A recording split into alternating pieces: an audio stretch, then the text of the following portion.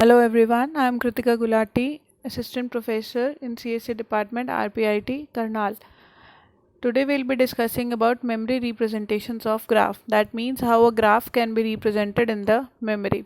There are three different methods by which we can represent the graph. The first is adjacency matrix, second is incidence matrix, and the third one is your adjacency list. So first we'll be talking about adjacency matrix.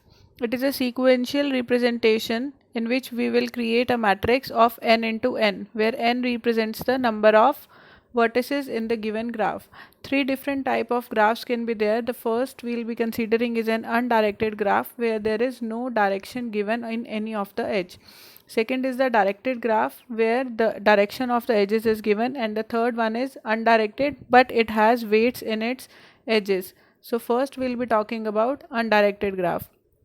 The value in the matrix will either 0 and 1 depending upon either the vertices have edges between them or not. If they have an edge, we will write 1 here in the matrix, and if there is no edge, then we'll write 0. For example, in this case, if A and B has an edge between them, we'll consider it as 1, and A, that means between A to A there is no edge, we will write 0. If we talk about directed graph, the directions are given. So I'll be writing 1 in the only case A and B, but not B to A. A and B will be 1, but B to A will be 0. This is the opposite case which we discussed in the undirected graph.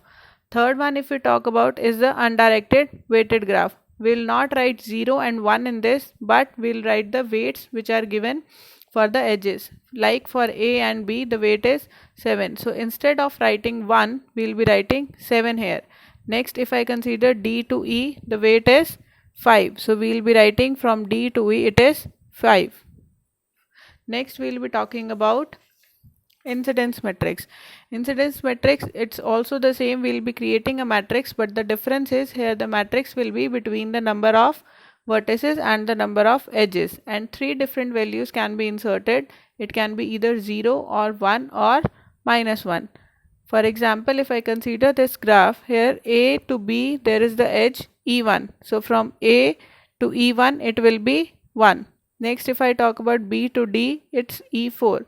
So I'll be writing B to D is E4. Next, the last one is your adjacency list. It is the linked representation. We'll be creating a linked list in this and not a matrix.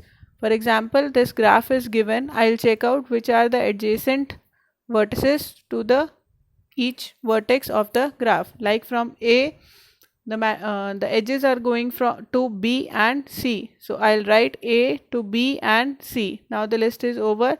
So I'll end up here. Next, if I consider the node C, from C the only edge going is D. So I'll be writing from C it's D, and then the linked list will be over. There are different pros and cons of this adjacency list. If I talk about advantages, it saves a lot of space and it is very easy to insert and delete as we are using the linked list, and it is easy to follow. If I talk about disadvantage, the disadvantage of adjacency list is two vertices are adjacent to each other, but it is slower to support this operation. I hope this is clear to you. Thank you very much.